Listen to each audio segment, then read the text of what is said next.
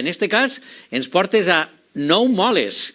Ara ens contaràs el per què és ben singular d'aquest nom i té una arrel de vinculació a l'horta, a l'agricultura, perquè València, en efecte, anava a dir, jo no sé si fins a la revolució industrial, inclús després, no? I encara té una empremta, i que no falta aquesta empremta de l'horta, aquesta impronta agrícola en la ciutat. Anem a situar-nos, com sempre fas, anem al plano i a situar-nos en el barri. Nou Moles, a tots ens sona, i este és el plano. On estem, Carles?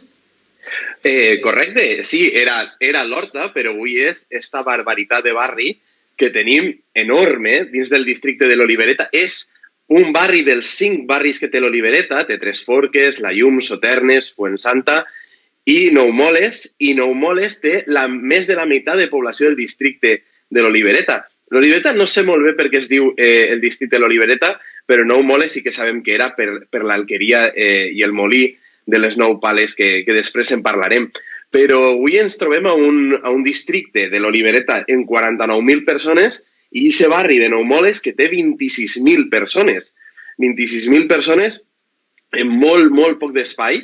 És un barri delimitat en un triangle, com bé vegem així al mapa, claríssimament Avinguda del Cir, Pérez Galdós i el Passeig de la Petxina, tancant per baix en el Parc de Capçalera i en el complex 9 d'octubre.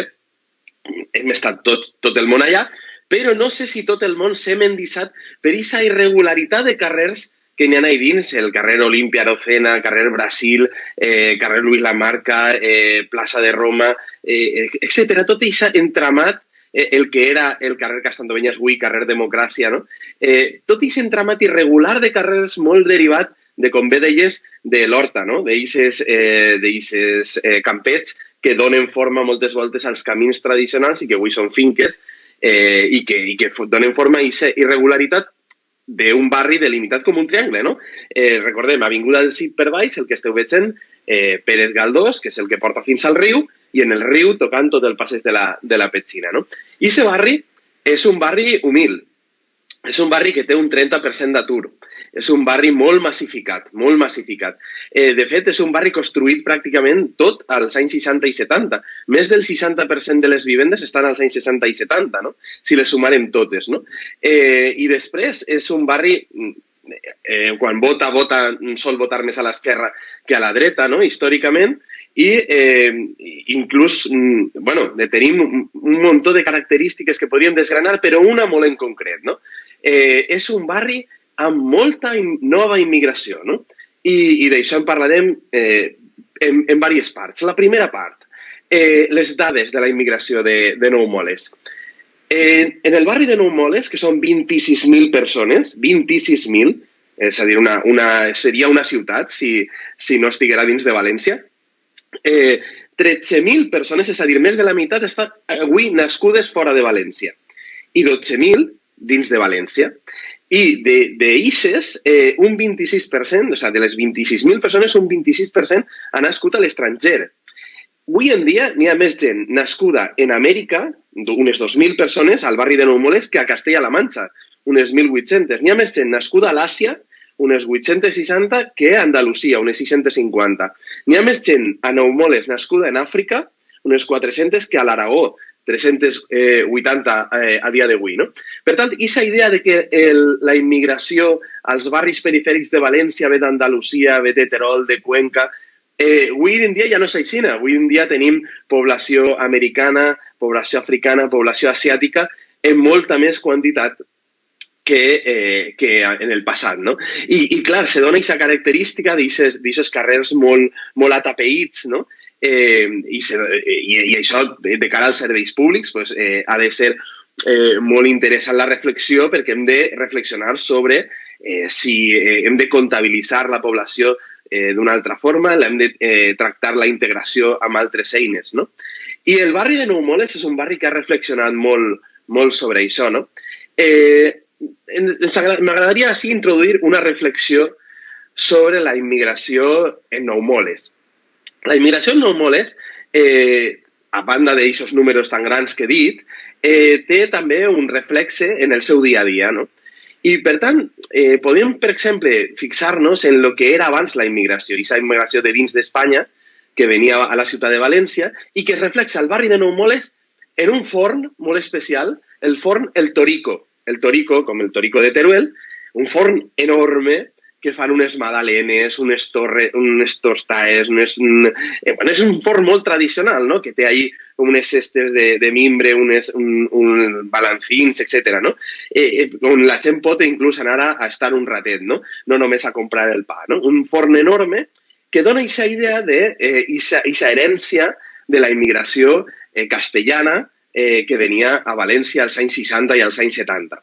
Però avui la immigració ja no és, com hem dit, aquesta immigració i té un altre reflex al barri, aquesta immigració internacional. Dos destacables molt interessants al barri. La primera és l'associació Candombe. L'associació Candombe és una de les pioneres a València al tractament de la immigració. I és una de les associacions que treballa des de la forma més des de la cultura, amb audiovisuals, amb activitats, amb performance, amb servei educatiu, etc., amb festes al barri, treballa la integració, sobretot la integració de població latinoamericana, però també africana, i que Candombe, sabeu que és aquest estil de batucada de l'Uruguai, que dona nom a aquest estil musical. Doncs bé, aquesta associació Candombe s'inclou al barri de Nou Moles i treballa amb instituts, amb les escoles, treballa amb les dones també del barri. Últimament han fet moltes activitats al voltant del feminisme i és un dels models més importants que tenim a València per a veure com treballar aquesta integració. Un altre també per a destacar al barri de Nou Moles, CEAR. CEAR València, CEAR País Valencià, és dedicada, és el centre on tenen de referència els refugiats. Un refugiat no és un immigrant. Un refugiat és aquella persona que demana asil, sobretot per causes polítiques, i que ha de tindre una carta de refugiat i que, malauradament, Espanya no dona totes les cartes de refugiat que hauria de donar. Ho hem vist recentment en el conflicte de Síria, però no només, no? N'hi ha refugiats a Guatemala, a Pakistan, etc., que venen també a València. I què fa CEAR? CEAR, sobretot, fa reallotjament, és a dir, té llocs per a tindre la població, que es dona manutenció, té un centre a Cullera, un altre a Sueca i un altre també a València. I fan activitats també.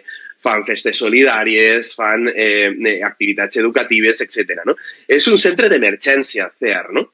I la reflexió al voltant dels refugiats que hem fet últimament no hauria de decaure, no? Després de la crisi en Síria, després del xiquet Ailan, que tots ens vinguen en la sensibilització sobre aquests temes, no hauria de decaure i CEAR, al barri de Nou Moles, continua fent aquesta tasca de sensibilització sobre els refugiats i donar asil a la població que ho necessita. No? Per tant, aquella immigració que venia al barri de Nou Moles, que tenim com a referència aquests bars tradicionals, i, per exemple, aquest forn El Torico, avui s'ha convertit en, per exemple, una tenda africana que n'hi ha al carrer Democràcia molt xula, en l'associació Candombe o en CEAR País Valencià, que fan aquesta tasca tan bèstia que necessitem tan profundament d'integració, de treball i de dignificació del que avui significa ser migrant a la ciutat de València. Ben interessant les reflexions que fas sobre aquesta València acollidora, un barri Nou Moles que està traslladant-nos, Carles, que des de la immigració dels anys 50, arribada a altres llocs d'Espanya, a una València, en fi, en efervescència en molts sectors, a aquesta altra immigració més recent, més ampla, pràcticament global, que li dona una multiracialitat, una multiculturalitat al barri de Nou Moles, també ben interessant. El nom, com dèiem, es deu al desaparegut molí de Nou Moles. Es podem imaginar el que era per un antic molí de farina, un molí d'origen musulmà. Ens podem imaginar com d'enorme i de sorprenent era aquell molí de Nou Moles per a que aquestes Nou Moles foren tan destacades, no? I arribar a ser el nom del barri. Per allà passava la sèquia de Favara, no sé si encara soterràniament passa, i ens parla, com diguem, d'aquest passat agrari de la ciutat i aquesta bonica imatge, la València que ja no està, la desapareguda, veritat? Que gràcies a gent com Jesús Huguet, que ho recupera en els seus arxius, pues teniu aquestes imatges meravelloses, no? Clar, la València agrícola venia de les sèquies i una de les sèquies més importants, la sèquia Favara, partia d'ahir, no? I aleshores, aprofitant d'aquesta força de l'aigua, sobretot al costat del riu, no? Com està el barri de Nou Moles i com arrencava i la sèquia Favara amb força, doncs van tindre l'oportunitat de fer este megamolí, que era un dels més grans de València, si no és més gran en molt de temps, que tenia 9 rodes, no? 9 pales per a batir l'aigua, no? I era un molí de... Disculpeu. Un molí de gra, però també després es va reconvertir en el primer molí de treball per a l'electricitat, no? Per a electrificar València, no? És un molí senyorial, és un molí on va viure inclús els que després foren alcaldes de València al segle XIX. És un molí enorme, era un molí que estava on està avui la plaça Nou Moles. I és un molí que, com bé dius, dona nom a tot el barri. 9 moles perquè tenia 9 rodes, no? I aquest molí enorme que estem veient hacia la pantalla. Va començar a ser una central elèctrica, a electrificar-se, i al costat d'ell, al principi del segle XX, van dir, doncs bé, ja que tenim això i tenim la força de l'aigua, anem a construir de veritat una central elèctrica per a donar força a l'electrificació de la ciutat. L'electrificació de la ciutat és un àmbit de la nostra ciutat, és un tema que jo crec que és molt, molt, molt desconegut de com va arribar l'electricitat a València. I recomano el treball d'Antonio Armero Martínez a la seva tesi i als seus escrits, que jo crec que és de les poques persones que s'ha dedicat a replegar la història de la valenciana, de totes aquelles centrals elèctriques primigènies que costaven molt de fer arribar els cables a cada casa i la llum i l'energia a cada racó de la ciutat, no? Doncs bé, esta és una de les primeres. Així tenim a Nou Moles una de les primeres. I com s'engalanava, van fer una construcció aposta, que era una construcció que avui en dia encara es pot veure, que és una construcció modernista, perquè estem parlant del 1901, 1910, i aquest inici del segle XX, quan es construís a Nou Moles, al costat pegat del molí de Nou Moles, la central elèctrica, una de les primeres centrals elèctriques de València. Què va passar? Que si poses una central elèctrica al costat d'un molí que pràcticament té molta fusta, es va pegar foc. I aleshores el gran molí de Nou Moles es va incendiar. No? De repent, el 10 de gener de 1929 es va produir un gran incendi que va acabar en tot aquest molí que dona nom avui al barri. Quantíssims barris de València tenen noms de coses desaparegudes, no? L'Hort de Senabre, Safranar, doncs així tenim un altre, no? Nou Moles dona nom, però avui el molí ja no el busqueu perquè ja no està. Està al costat de la central elèctrica que encara continua funcionant d'aquella manera, com amagada, sense tindre reclams en la porta, però que ha estat en funcionament pràcticament des de l'inici del segle XX, no? I aquestes subestacions que a Patarells també han donat tanta guerra fins a dia d'avui, no? Doncs bé, aquest molí de Nou Moles és el que dona nom al barri i que estava a la plaça avui de Nou Moles i que està on està la central elèctrica. I un altre element superdestacable del barri, la presó Model. La presó de València és molt curiosa perquè tenim la presó d'hòmens que va arribar a tindre 15.000 homes al principis del segle i que després tenia adjunta també la presó Model de dones, que ara n'hi ha una escola al costat del riu, com bé sabeu, no? Imagineu aquesta visió, com es diu, no? Des de la sociologia panòptica, no? On tenia un centre, aquesta presó, i moltes naus per a poder vigilar des del centre a tots els racons de la presó, no? Basada en la presó de 1825 de Filadèlfia, no? Ja s'estaven inspirant en les presons americanes, no? On després vindria Alcatraz i tantes presons conegudes. Doncs bé, la de València està inspirada en la de Filadèlfia, de 1825, la de Filadèlfia, i va arribar en la seva vida fins al 1992, on ja va passar tots els presos a anar a Picassent. Què és aquesta reflexió que es va fer a finals del segle XIX a València? Com hem dit moltes voltes, la reflexió sobre aquelles coses lletges de València, la presó, les escorxadores, és a dir, el matadero, la reflexió sobre les aigües brutes, la reflexió sobre la sanitat, sobre els botxos, sobre tota aquella part del cementeri, tota aquella part lletja de València que va anar apartant-se i van a tindre lloc, abans les presons estaven dins de la ciutat, no? Inclús proper dels convents, i van anar apartant-se de la ciutat, no? Construir-se aquestes grans moles, com és el cementeri de València, com era el depòsit d'aigües, o com era la presó model, per a anar arraconant aquestes coses lletges de la ciutat, no? És una cosa que va passar històricament al segle XIX, no? I, per tant, avui és el complex administratiu 9 d'octubre de la Generalitat Valenciana, construït sobre aquesta presó model, que albergava, recordem, a 15.000 presos de la ciutat de València i dels voltants, no? Era més població la de presos que la del barri, no? Com va tindre també Sant Miquel dels Reis, que en el seu moment hi havia més presos a la presó que al costat del barri. I on el genial Berlanga va rodar la inolvidable comèdia Todos a la cárcel, per exemple, tots la recordem. Un lloc preciós, en una rehabilitació realment magnífica, l'Alqueria Julià, seu, a més, de la música de banda, de la música valenciana, de les societats musicals. Mireu quin lloc tan especial, eh? Recuperat fa no res. Fa molt poc de temps això estava en runes, això estava pràcticament caigut, i gràcies a la cooperació entre la Generalitat Valenciana, la Federació de Societats Musicals de la Comunitat Valenciana i Bancaixa, es va recuperar este palauet que per dins encara té aquests ornaments, s'ha restaurat perfecte, i n'hi ha visites guiades que vulgueu, entreu a la web de l'Alqueria Julià, i teniu ahí les visites guiades, no? La Federació de Societats Musicals de la Comunitat Valenciana també necessita un espai digne, perquè algun dia farem un programa exclusiu sobre bandes, sobre les vora 30 bandes que n'hi ha a la ciutat de València, i veureu com necessitem que les estimem encara més, no? I ahí tenen, per exemple, un auditori, tenen en aquesta alqueria ara la seu on tenen la discogràfica, on tenen les sales de reunions, i on coordinen tota l'activitat de les bandes, de les escoles de música i del turisme i bandes, no?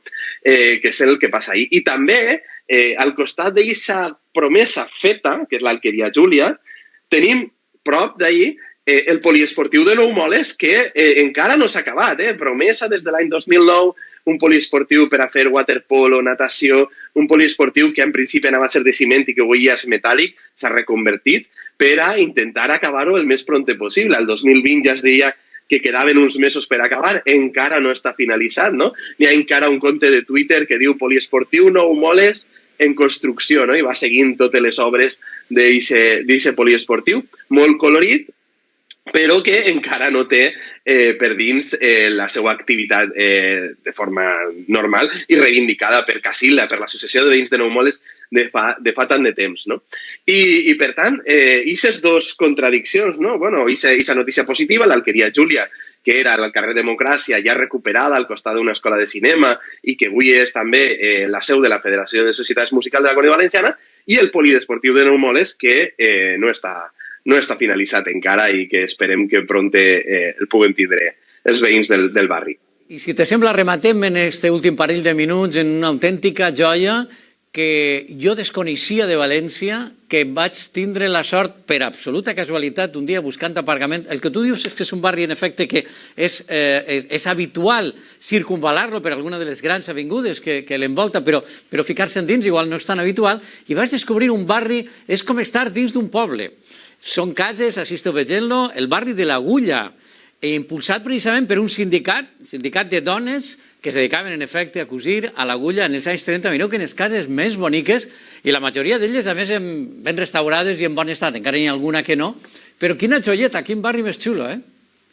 És una joia desconeguda, com dius, de València, un barri dins del barri, una matriosca, Nou Moles, no? L'Olivereta, Nou Moles i el barri de l'Agulla allà dins, i al costat de l'Avinguda del Cid, que és paradoxal, no? Un lloc tan transitat i en tantes finques tan altes, i de repente entres allà com si estigueres de repente en Carrícola o en la Vall d'Alballa, no? En un poble xicotet, no? Pues en aquestes 75 cases, no? De les quals només queden ja 55, creades allí, com bé deies, per el sindicat de l'Agulla, el sindicat de dones, però creat per un home, per Manuel Pérez, que era un retorn, no? Que es dedicava a conscienciar a través d'aquesta encíclica famosa del Rerum Novarum, no? Que va impactar en l'Església Catòlica i que va començar a reivindicar els drets dels més desafavorits, entre ells, evidentment, de la meitat de la població, en aquesta primera onada feminista, no? Era un sindicat que tenia connexions catòliques, però va fer molt per la emancipació, no? Era un sindicat que va estar prohibit pel franquisme, era un sindicat que va fer no només activitats reivindicatives per a que les dones tinguin una cadira per a treballar, no només reivindicacions per a passar de les 12 hores laborals que tenien les dones a 9 hores laborals, sinó que també després va continuar la seva activitat. Es va transformar en associació com va poder per el franquisme i va continuar fins als nostres dies siguent una associació de dones sobretot per a àmbits de formació. No? Ara fan classes d'informàtica, fan de tot. La crisi ha sigut molt important. No? I sí, i queda este testimoni. Queden 3 a València, bueno, n'hi havia 3 a València, queden 2, una per la zona del carrer Sagunt i que és el més important, el barri de l'Agulla, no? En aquestes vivendes tan característiques, tradicionals i que te recomanem. Si aneu per l'Avinguda del Cid o esteu per l'Avinguda del Cid, de repent, ese oasi de vivendes fetes fa un segle que són una meravella. En aroma, en sabor de poble, dins, en efecte, del centre de la ciutat. Ens encanta com Carles Coscollà estira dels fils i al final, al remat, ens presenta una història que ens parla de nosaltres mateixos i que ens interpel·la a tots, la història de València a través d'una traca més de barris. Avui, Nou Moles. Gràcies, Carles, una abraçada forta. Cuideu-se molt, un abraç.